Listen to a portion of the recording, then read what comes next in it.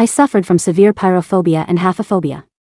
My fiancé, a top psychologist, spent 3 years of gentle patience, pulling me back from hell.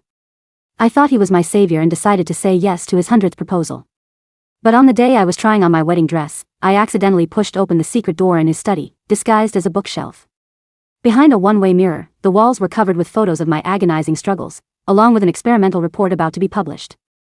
And he was holding another heavily pregnant woman in his arms, his voice chilling. She's just a lab rat for me to overcome academic challenges. With one more severe fire stimulus, my data will be perfect. In that moment, my world turned to ice. Later, I died in that fire as he wished, but he went completely insane. A cold dread washed over me, my blood freezing in my veins. Through a one-way mirror, I watched Julian Vance, my fiancé of 3 years, gently caressing another woman's swollen pregnant belly. "Julian, I'm pregnant." The woman cooed, her voice full of possessiveness. "When are you going to get rid of that crazy woman?" "Julian. My treating therapist. My fiancé. The man who had spent 3 sleepless years proposing to me 99 times, all to cure my pyrophobia and touch aversion. Now, his face bore a coldness and calculation I'd never seen before. "Scarlett, don't be childish." He lowered his head and kissed her forehead. "You know, Ember is just an extremely valuable research subject to me. My new desensitization therapy is at a critical stage. All I need to do is put her in a simulated fire chamber next week, get her final physiological data under extreme fear, and my research will win an international award. Then, we'll get married." Every word was a knife twisting in my heart. I covered my mouth, biting hard into the back of my hand, desperate not to make a sound. The taste of rust spread in my mouth. Just 10 minutes ago, I was preparing for his 100th proposal, joyfully looking for his tie in his study. But I accidentally triggered a mechanism on the bookshelf. This secret room, hidden behind the study, felt like a massive mockery. The walls were plastered with photos of me convulsing in agony during my episodes, annotated with meticulous data, heart rate, blood pressure, fear index. It turned out that every gentle embrace, every patient reassurance, even every proposal, none of it was out of love. It was all to test the obedience of a lab rat. I stumbled backward, knocking over a nearby chair. A muffled thud. Julian, on the other side of the glass, suddenly looked up, his gaze shooting towards the wall like a blade. "Who's in there?" The secret door was violently pushed open. Julian stood silhouetted against the light in the doorway. When he saw it was me, a flicker of panic darted in his eyes. But it was only for an instant, before his usual aloof, cold demeanor returned. Scarlett followed behind him. Seeing my disheveled state, she covered her mouth and let out a laugh. Oh dear, the lab rat escaped. I ignored her, just stared intensely into Julian's eyes, my body trembling uncontrollably. 3 years. I heard my own cracked voice. "Julian, these past 3 years, you were lying to me the entire time?" Julian stepped forward, instinctively reaching out to touch me. "Ember, calm down. You're very unstable right now, this isn't good for your condition. Don't touch me." I screamed, violently swatting his hand away. My severe haphephobia immediately flared up. The spot he touched felt like it was crawling with 1,000 ants, and my stomach churned violently. Gagging, I collapsed to the floor. Julian frowned, looking down at me, his tone finally dropping all pretense. "Since you've heard everything, there's no need for me to keep up the act." He adjusted his tie, his eyes cold and dismissive. "Ember, you need to face reality. You're a patient with severe psychological issues. Without me, you'd be lost in the darkness by now. I gave you 3 years of normal life. You cooperate with me to complete the final data collection, we both get what we want. It's fair." "Fair?" I looked up at this man I once worshipped, and laughed until tears streamed down my face. He pulled me out of one abyss, only to push me into an even deeper hell. Scarlett stepped forward, her high heel crunching on my skirt. Why waste words on a lunatic? She looked at me scornfully. If it weren't for Julian's academic standing, do you think you'd be living in this mansion? Just finish the experiment and get out of my sight. I bit my lip hard, staring at Julian. What if I don't cooperate? Julian crouched down, his long, slender fingers gripping my chin, his eyes sinister. "Ember, you don't have the right to refuse. In your current mental state, all it takes is one word from me to have you forcefully admitted to a high-security psychiatric facility. You'd better be obedient." I was imprisoned. Julian confiscated my phone and locked the mansion's gates. He was no longer the gentle and empathetic therapist. After shedding his mask, he became a cold-blooded dictator. Over the next few days, he began to forcibly reduce my anti-anxiety medication. He was forcing me into an episode. Without the suppression of the medication, those deep-buried fears surged back like a tide. Night after night, I had nightmares, dreaming of the fire that took my parents, dreaming of flames licking my skin. I started frantically scratching myself until my arms were bleeding profusely. Every time I had an episode, Julian would stand behind the one-way mirror, coldly recording data. Heart rate 140, pupils dilated, self-harming tendencies observed. His voice came through the loudspeaker into the room, cold and mechanical. I lay on the floor, looking at the blurry silhouette in the glass. The love in my heart was slowly crushed, turning into bone-deep hatred. On the 4th day, Scarlett came. She stood before me, her pregnant belly prominent, holding a cup of hot coffee. Tisk, tsk, how pathetic. She looked down at me. Julian says your threshold is almost reached.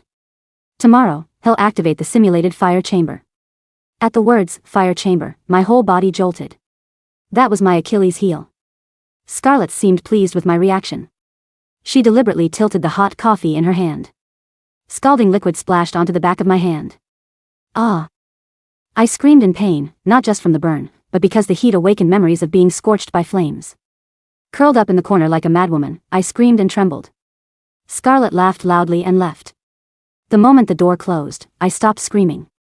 I slowly looked up, staring at the red swelling on the back of my hand, my eyes utterly lifeless. My tears had dried up. I couldn't just sit there and wait to die. If I entered the simulated fire chamber tomorrow, I would completely lose my mind, becoming his perfect experimental data. I had to escape. Even if I died, would die outside these walls. The next day, Julian entered the room. He looked at the burn on the back of my hand, frowned almost imperceptibly, but quickly, coldness replaced it. Ember, this is the last time. His voice even carried a twisted gentleness. Just get through today, and you can finally be free. I leaned against the wall, motionless like a broken rag doll, devoid of a soul. Julian didn't care about my lifeless state. He waved his hand, and 2 bodyguards walked in, forcibly manhandling me to my feet. I was dragged into a completely sealed chamber. Huge LED screens surrounded me, and the pungent smell of burning permeated the air. Let me go. Please, Julian, don't. I struggled violently, tears streaming down my face. I wasn't faking it, I was genuinely terrified. That bone-deep fear made it almost impossible to breathe. Julian stood in front of the control panel, his eyes feverish. Begin. With his command, the screens around me instantly burst into blazing flames. Heaters hidden in the walls whirred furiously, and the room temperature rapidly rose. Boom. Realistic sound effects exploded in my ears, as if the whole building was burning. Ah! I screamed shrilly, clutching my head with both hands, desperately shrinking into a corner. Help me. Help me. Dad. Mom. I fell into extreme hallucinations, the firelight before my eyes turning into the sea of fire that had consumed everything that day. Julian's voice came from above, laced with a trembling excitement. Yes, exactly. Fear index at its peak. Heart rate over 160. I rolled on the floor in agony, my nails digging deep into the floor, my fingers bleeding profusely. Extreme fear and the high temperature gradually made me lose consciousness. The second before falling completely into darkness, I looked at the surveillance camera, a chilling curve on my lips. Julian, you want data? I'll give it to you.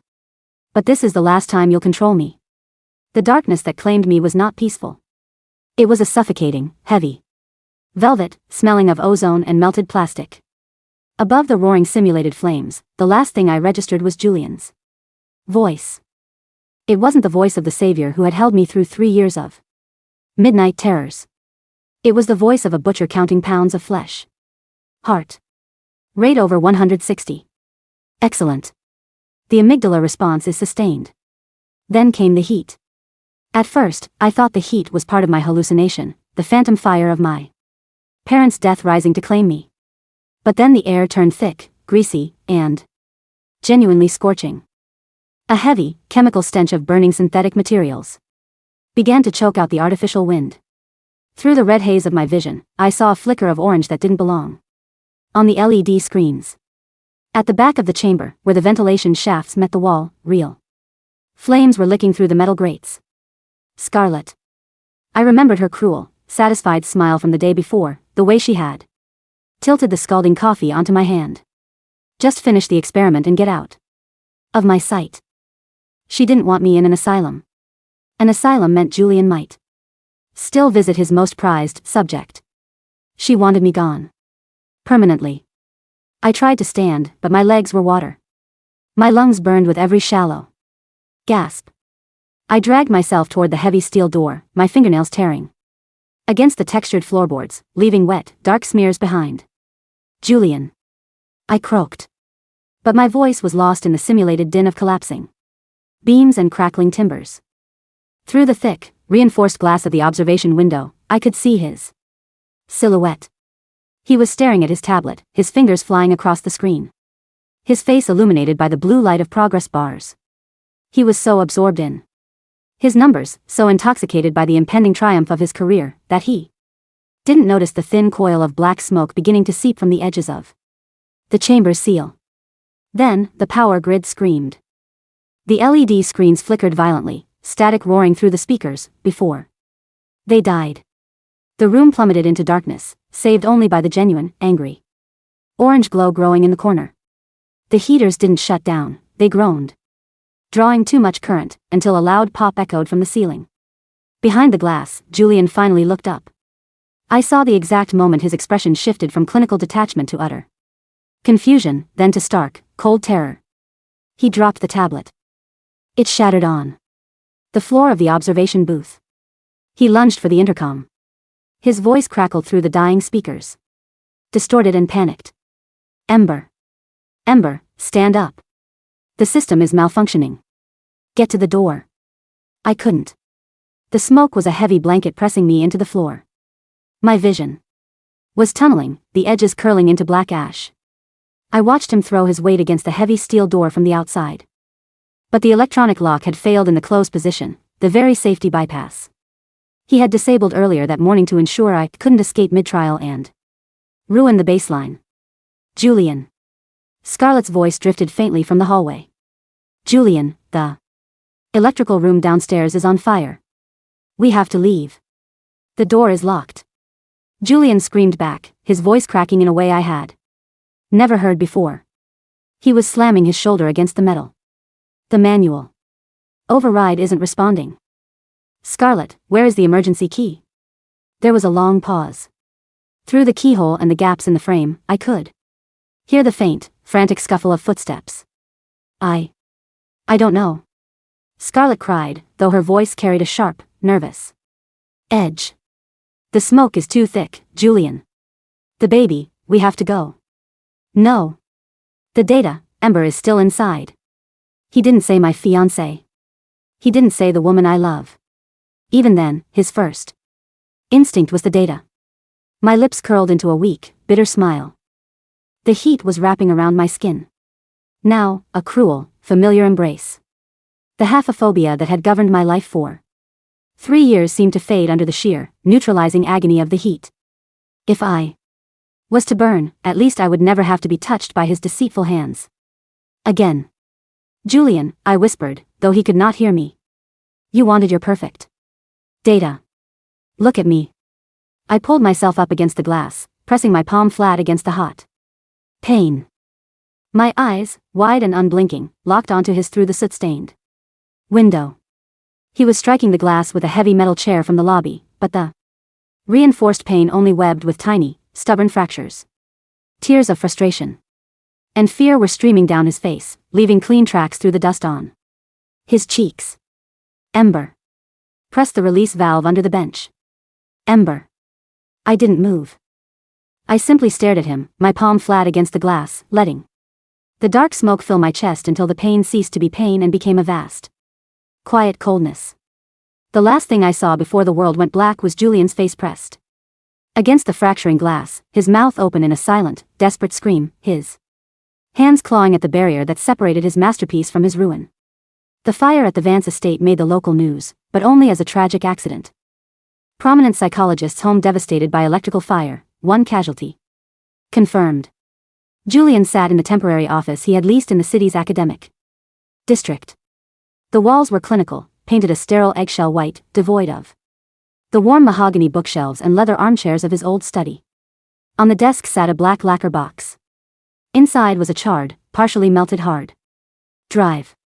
His team had managed to recover 80% of the data from the chambers local server. The final physiological readings of Ember Vance, recorded up to the very second her heart stopped, were intact. It was a masterpiece of clinical documentation. The transition from acute fear to terminal shock was mapped with a precision that had never been achieved in human research. The International Association of Behavioral Sciences had already shortlisted his paper for the prestigious Golden Laurels Award. He should have been ecstatic. He should have been drafting his acceptance speech. Instead, Julian was staring at his own hands.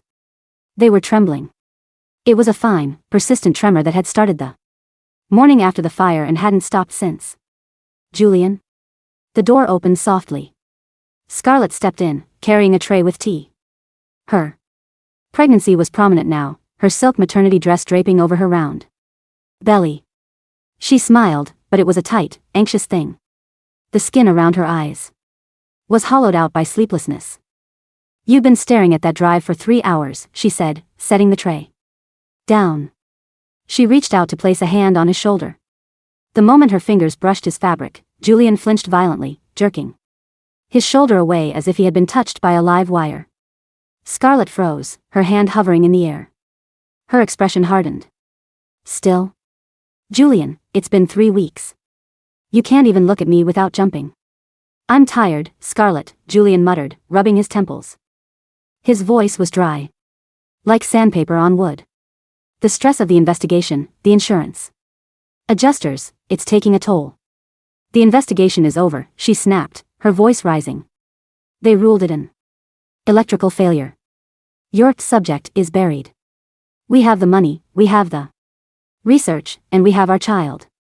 Why are you still acting like a guilty man?" "Because I can still smell her," Julian thought, though he didn't say it aloud.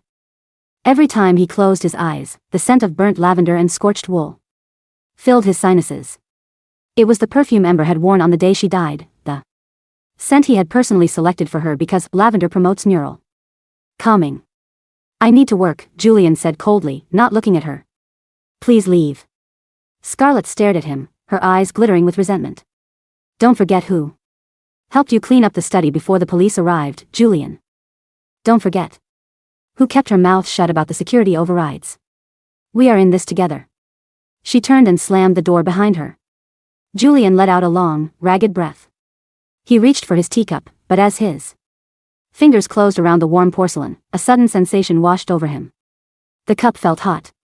Unbearably hot. He gasped, dropping it. The tea spilled across his mahogany desk, soaking into his printed drafts. He stared at his palm. It was slightly red, but there were no blisters. Yet, his nerves were screaming, firing frantic signals of pain to his brain. Psychosomatic response, he diagnosed himself, his clinical mind trying to claw back control. A sympathetic reaction to the trauma of witnessing the fire. High cortisol levels leading to sensory hyperreactivity. He stood up, intending to get a paper towel from the adjoining bathroom. As he stepped toward the mirror, he stopped. There was a smudge on the glass. It was a gray, greasy smudge, located exactly at eye level. Julian stepped closer, his heart rate suddenly spiking. It was the print of a human palm. But it wasn't his. The print was smaller, delicate, with long, slender fingers. And it was made of fine, black soot. Julian reached out, his trembling fingers hovering a millimeter away from the mark. His mind scrambled for a logical explanation. The cleaning staff. No, they use microfiber. Scarlett? No, her hands are wider. Suddenly, the air in the small bathroom turned stiflingly warm. The exhaust fan overhead groaned, its hum deepening until it sounded like the low, rhythmic roar of a heater. Julian spun around, his breath coming in short, shallow gasps. The reflection in the mirror behind him seemed to distort the white tiles of the bathroom wall, appearing yellowed, charred, as if licked by invisible tongues of flame. "Ember," he whispered. The silence that answered him was heavier than any sound. By the second month, the mansion Julian had rented in the suburbs felt less like a home and more like an isolation ward. Julian's touch aversion had deteriorated from a minor tremor to full-blown haphephobia. He could no longer wear wool or synthetic fabrics, they felt like coarse sandpaper against his skin, triggering intense, nauseating itchiness. He wore only loose, undyed cotton. He washed his hands until the skin was raw and Cracked, convinced he could feel a thin, greasy layer of soot clinging to his epidermis. He had stopped sleeping in the master bedroom with Scarlett. "You're insane," Scarlett hissed one evening, standing at the door of his study. She was holding her belly, which was now tight and low. "You've turned this house into a tomb. You don't touch me, you don't touch the baby's crib, you won't even eat food I've prepared." Julian was sitting in the dark, illuminated only by the glow of his laptop. He was listening to an audio file. "Julian, please, it's too hot, let me out." It was Ember's voice, recorded during her second week of medication reduction. "I am analyzing the auditory markers of acute panic," Julian said, his voice flat, devoid of emotion. "It is essential for the supplementary notes of the Golden Laurels presentation." "You're lying," Scarlett screamed, rushing forward. She grabbed the laptop and slammed it shut. "You're obsessed. You're haunted by that crazy bitch. She's dead, Julian. She was nothing but a broken tool you used to get what you wanted. Why are you letting her ruin us? Don't touch my equipment." Julian roared, standing up so fast his chair toppled backward. His eyes were bloodshot, his face gaunt. The handsome, polished therapist who had charmed the academic world was gone, replaced by a hollow, twitching specter. Scarlett took a step back, genuine fear flickering in her eyes. "Julian, look at yourself. You're suffering from the exact same symptoms she had." Julian froze. The exact same symptoms. Touch aversion. Sensitivity to heat. Night terrors. "No," he whispered, his voice shaking. "No, I am a clinician. I understand the mechanics of trauma. I am simply experiencing a temporary cognitive echo." "You're sick," Scarlett said, her voice dropping to a cold, venomous whisper. "And if you don't pull yourself together before the award ceremony next week, I will take the baby, I will take the research, and I will leave you with nothing. I didn't let that girl burn just to live with her ghost." She turned and swept out of the room. Julian stood in the darkness, his breath rattling in his throat. "I didn't let that girl burn." The words echoed in his mind. Let her burn. He walked slowly to his desk and opened his laptop again. He didn't open the data files. Instead, he opened the security logs from the day of the fire, the ones he had retrieved from the cloud backup. He had checked them 100 times, but tonight, his mind, sharpened by paranoia, saw something he had missed. The electrical fire had started in the basement, yes. But the emergency override for the simulation chamber hadn't failed due to a power surge. According to the log, a physical override command had been entered from the external console at 10:14 a.m., 3 minutes before the fire broke out. The command had locked the door and deleted the local master key from the system. Someone had locked Ember in. And the only other person in the house who knew the console's access code was Scarlett. Julian let out a low, breathless laugh that sounded like dry leaves scraping across concrete. It wasn't an accident. He hadn't lost his subject to a stroke of bad luck. Scarlett had killed her to clear the path for herself.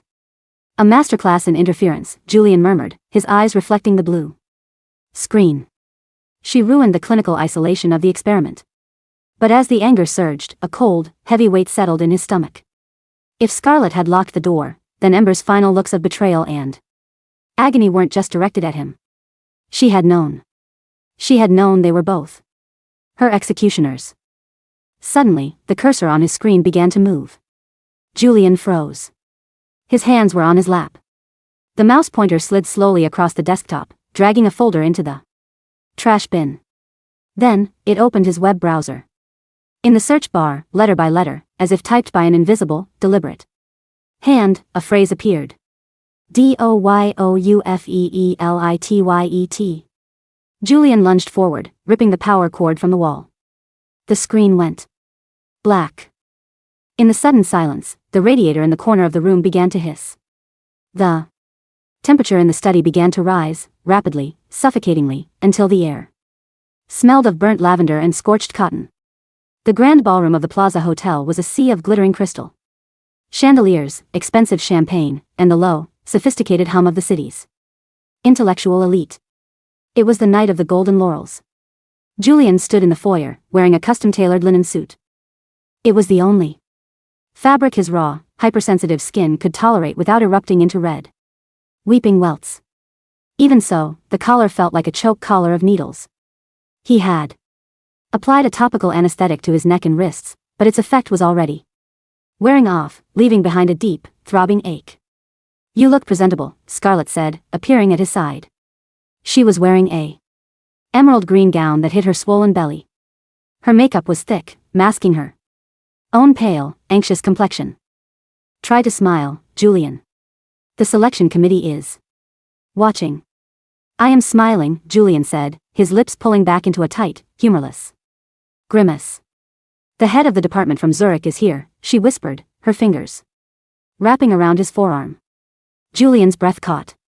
He felt an immediate, violent wave of nausea. Underneath his linen sleeve, where her fingers touched, his skin felt as if it were bubbling, the flesh liquefying under a blowtorch. "Don't," he choked out, wrenching his arm away. Scarlett's face contorted in anger. "Julian, stop this theatrical nonsense. It has been 2 months. You are a world-class psychologist, for God's sake. Cure yourself." "You don't understand," he hissed, sweating profusely despite the ballroom's aggressive air conditioning.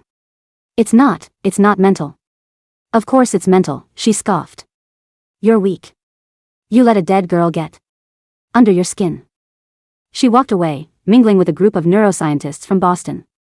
Julian retreated to a dark corner near the emergency exit, pulling a linen handkerchief from his pocket to wipe the cold sweat from his forehead. "Dr. Vance?" He jumped. A young man in a waiter's uniform was standing beside him, holding a silver tray with a single glass of water. "I don't want anything," Julian said curtly. "Someone asked me to deliver this to you, sir," the waiter said, presenting a small, cream-colored envelope resting beside the glass. Julian frowned. He took the envelope. The paper felt strangely cool, almost cold, against his burning fingertips. He opened it.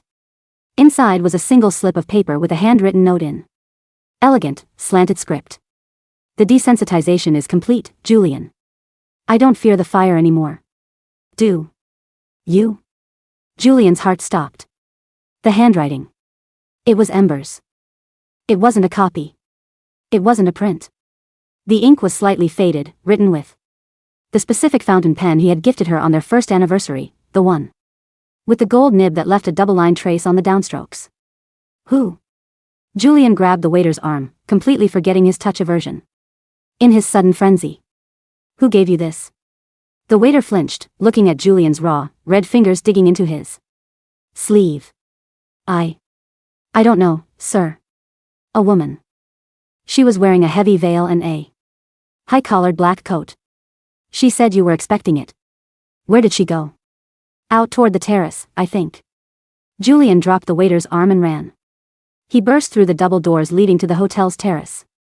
The night air of the city was cool, but to Julian, it felt like an icy draft onto an open wound. The terrace was empty, the marble tiles gleaming under the moonlight. "Ember," he called out, his voice thin and desperate. "Ember, I know you're here." Only the distant roar of city traffic answered him. He walked to the edge of the stone balustrade, looking down at the street 20 stories below. Then, he saw it. On the marble floor of the terrace, right at his feet, was a single, charred petal of a lavender flower. It was smoldering, a tiny wisp of gray smoke curling upward from its blackened edge.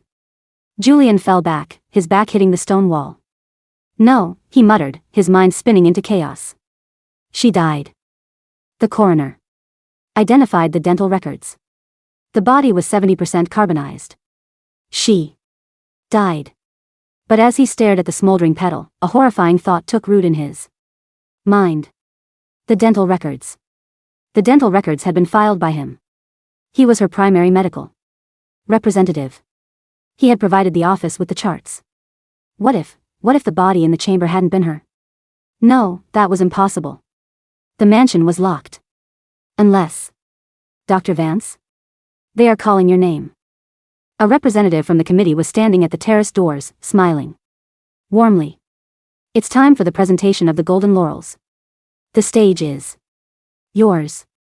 The auditorium was packed. Hundreds of the world's leading minds in psychology and psychiatry sat in tiered rows, their faces expectant.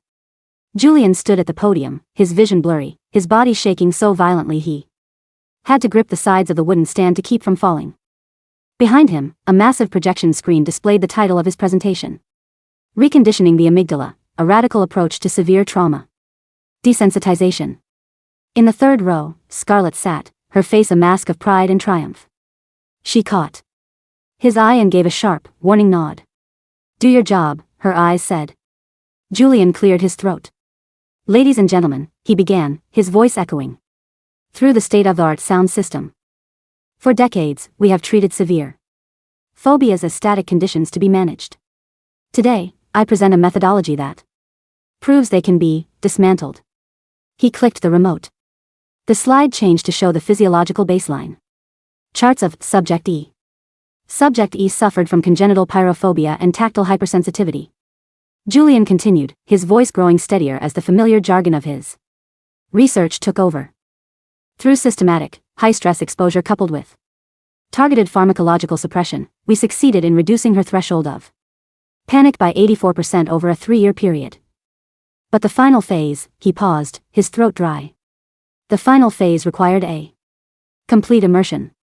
A simulation of the primary trauma trigger. He clicked the remote again to show the final data graphs, the beautiful climbing curves of heart rate and neural activity. But the slide didn't change to the graphs. Instead, the screen flickered, and a video began to play. It was a video of the simulation chamber. But it wasn't the polished, edited clip Julian had prepared for his presentation. It was the raw, unedited footage from the internal security camera. On the massive screen, Ember was shown screaming, her hands clawing at the glass, her fingers bleeding.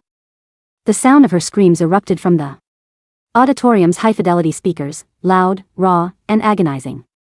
"Julian. Please. The door is locked. It's real. It's real fire." The audience gasped. A low, shocked murmur rippled through the rows of scientists. Dr. Vance, the committee chairman, stood up from the front row, his expression horrified. "What is this? This is highly irregular. Is this a live demonstration of I didn't upload this," Julian stammered, frantically clicking the remote. But the remote was dead. On the screen, the video continued. The camera angle shifted. It was now showing the external console. The footage showed Scarlett walking up to the door control panel. She didn't look panicked. Her face was perfectly calm, almost bored.